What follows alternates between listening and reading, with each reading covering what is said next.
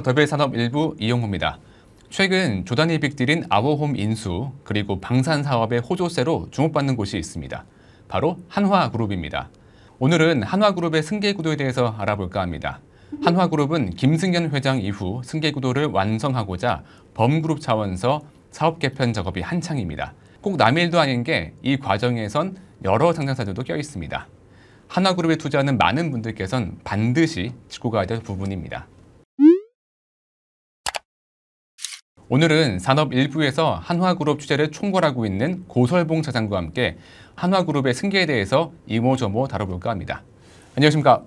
안녕하세요. 고설봉입니다. 네, 바로 첫 번째 질문 넘어가겠습니다. 한화에너지의 IPO 많은 주목받고 있습니다. 그 이유가 뭔지 좀 궁금한데요. 네, 한화에너지는 김승현 한화그룹 회장의 자녀인 김동관 한화그룹 부회장, 김동원 하나생명 사장, 김동선 하나호텔앤리조트 부사장이 지분 100%를 보유한 개인 회사입니다. 지분율은 김동관 부회장이 50%, 그리고 나머지 형제들이 각각 25%씩을 보유하고 있습니다.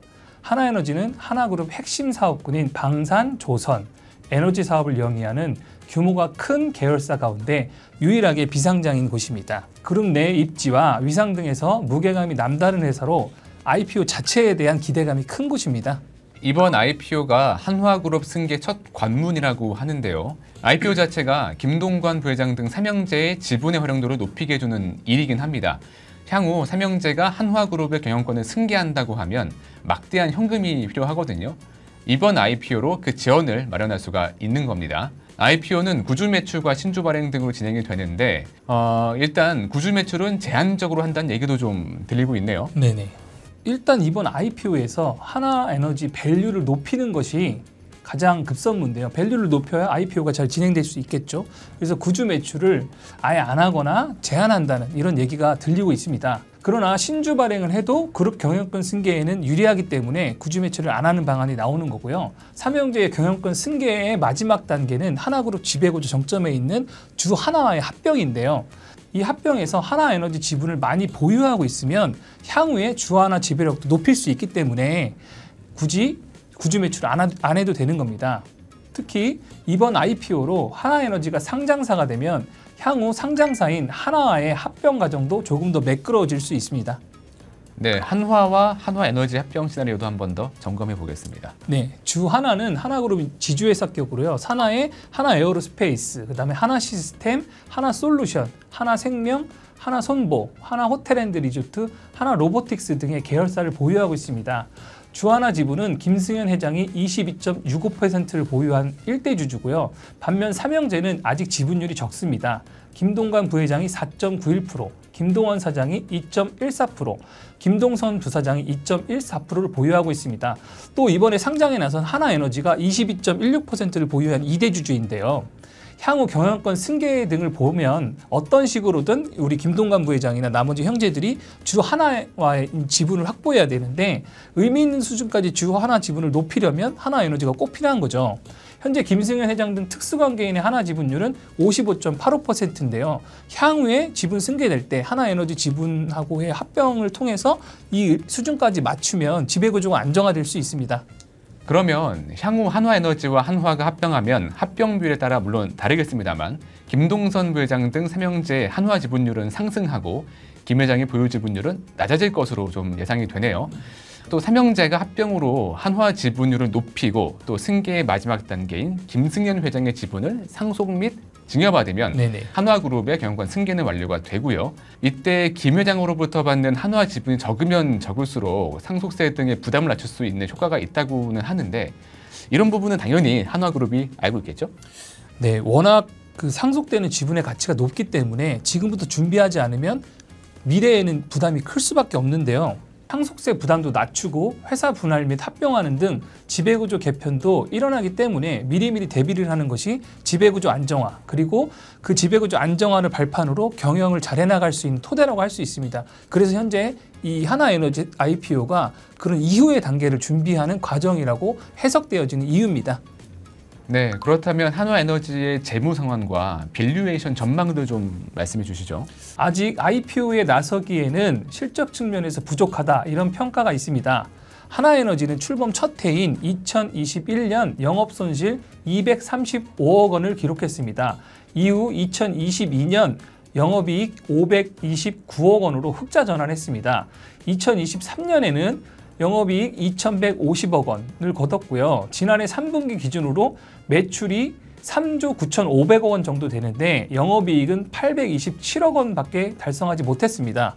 그런데 영업이익률은 2.1% 정도밖에 안 되네요. 네네. 재무구조도 만만치는 않아 보이는데 네네. 좀 보니까 한화에너지의 연결기준 순차익금은 2021년 말 2조 7,540억 원에서 지난해 9월 말 4조 4,958억 원으로 늘었네요. 부채 비율은 144.25%에서 154.80%로 상승을 했고요. 이런데 IPO 리스크가 없을까요? 네, 물론 아까 말씀드렸듯이 실적하고 재무 측면에서는 일부 리스크가 있다고 보여지긴 하는데요. 하지만 이제 미래 가치가 높다 이런 판단을 받고 있기 때문에 밸류가 기본적으로 높게 설정될 것 같긴 합니다. 최근 하나에너지가 주력 사업 분야에 대한 성장 가능성을 제시를 했는데 시장에서 반응은 괜찮거든요.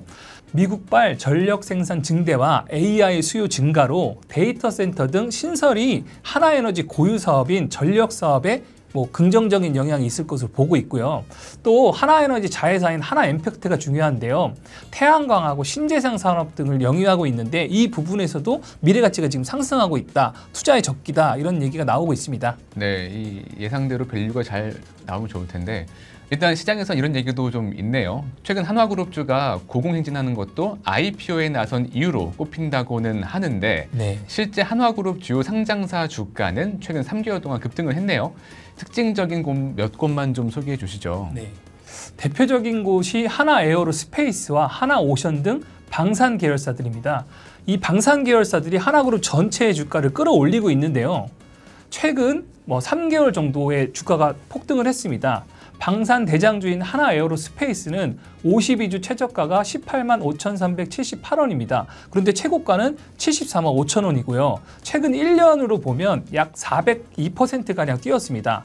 하나오션 주가도 52주 최저가 2만 3,850원에서 최고가 8만 7,200원으로 크게 뛰었는데요. 성장률이 무려 365%입니다. 방산주가 뛰니까 주하나 등 하나그룹 계열 전체 주식도 뛰고 있습니다. 주하나의 경우에는 52주 최저가가 25,400원이고요. 최고가는 54,900원입니다. 이것도 최근 3개월 사이에 216%가량이 뛴 건데요. 방산주가 그룹주 전체를 밀어 올리고 있으니까 하나에너지 IPO도 이 하나그룹 전체 주가가 핫할 때가 적기다. 이런 판단이 내부적으로 있었던 것 같습니다. 자, 그리고 투자하시는 분들 입장에서는 이 삼형제 간의 사업 분할도 놓칠 수가 없을 것 같습니다. 이 김동관 부회장이 방산, 조선, 에너지 사업을 가져가고 김동원 사장이 금융계열사를 또 김동선 부사장이 호텔, 유통, 반도체 등을 떼내서 독립하는 밑그림이 좀 나와 있다고 하는데 이거 맞나요? 어디까지나 시나리오 단계인데요. 김동관 부회장이 하나그룹 대부분의 계열사를 승계하는 건 확정된 것 같습니다. 그런데 나머지 형제들이 어떤 계열사를 분할해서 나가느냐, 이 시나리오는 아직 구체화된 단계는 아닌 걸로 보입니다. 네, 그래도 의미는 꽤 커 보입니다. 향후 한화그룹이 경영권 승계 과정에서 금산분리 이슈 해소를 위해서라도 금융계열사는 꼭 뗄 것 같거든요. 특히 지주회사 체제로 전환할 가능성이 높은데 이때는 무조건 금산분리 해야 되는 거죠. 금산분리 이슈를 해소하기 위해서라도 금융계열사 분리가 필요하고요. 현재 하나생명에서 경영 수업을 받고 있는 김동원 사장 중심으로 될 것이다. 이런 시나리오가 있습니다.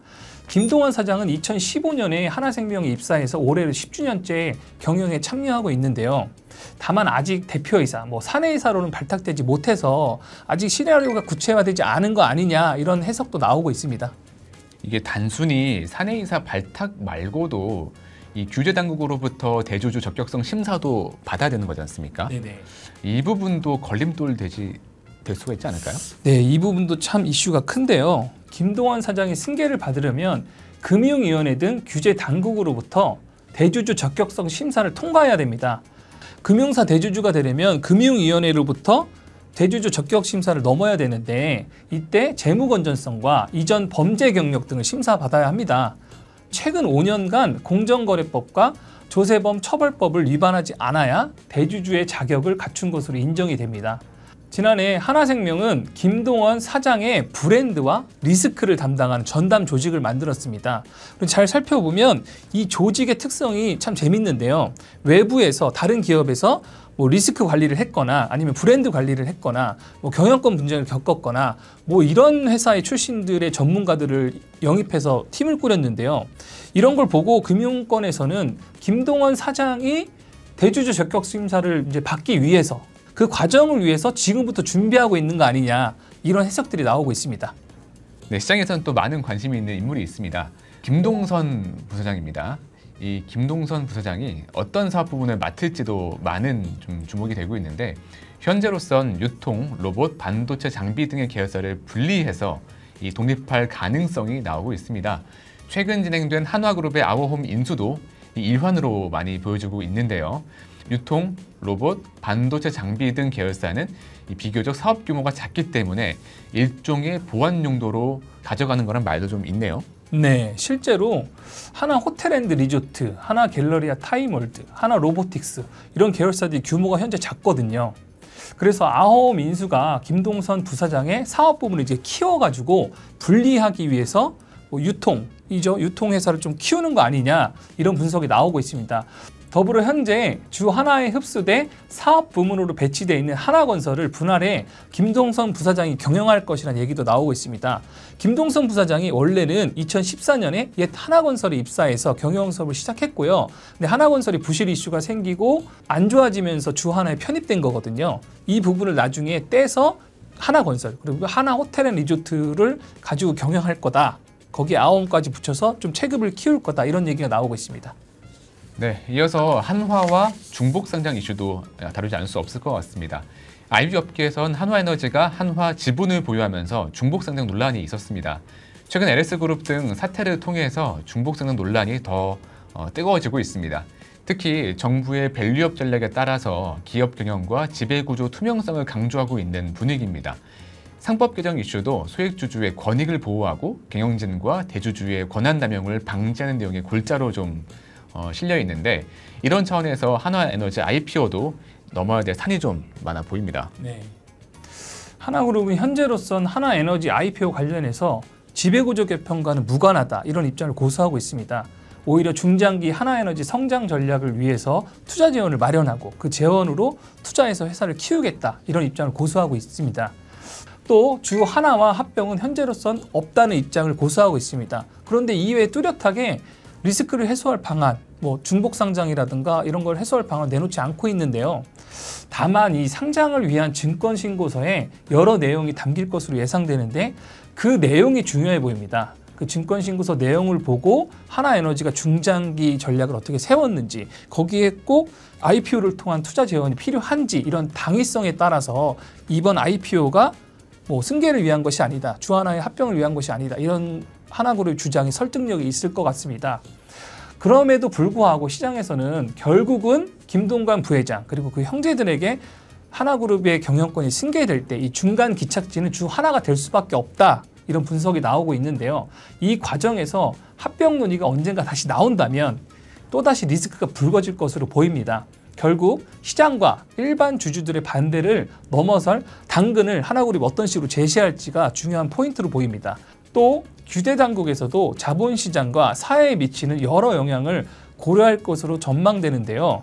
향후 하나그룹이 이 생크션 리스크를 어떻게 해소할지가 관건으로 보입니다. 네, 이 또 중복 상장은 기존 주주들의 이해관계와는 상충되는 이슈인데, 최근에도 그룹사들의 중복 상장은 끊이지 않고 있습니다. 개인 주주로선 주가가 떨어질 수 있으니까 억울할 것이고, 또 기업 입장에선 대규모 자금을 조달하기 위해선 이만한 게 없으니까 또 택할 수밖에 없을 것 같습니다. 이게 그래서 참 어려운 문제인 것 같은데요. 어쨌거나 승계 명분으로 개인 투자자와 주주들이 피해를 보는 일은 없어야겠습니다. 네, 일단 하나그룹에선 승계와 IPO는 별건이다, 동떨어져 있다, 이렇게 설명을 하고 있고요. 이런 입장을 앞으로도 하나그룹이 어떤 식으로 제시할지 그들 앞에 선택지가 계속 놓여 있는데, 저희 더벨은 끝까지 지켜보도록 하겠습니다. 네, 지금까지 도움 말씀의 산업일부 고설봉 차장이었습니다. 고생하셨습니다. 감사합니다.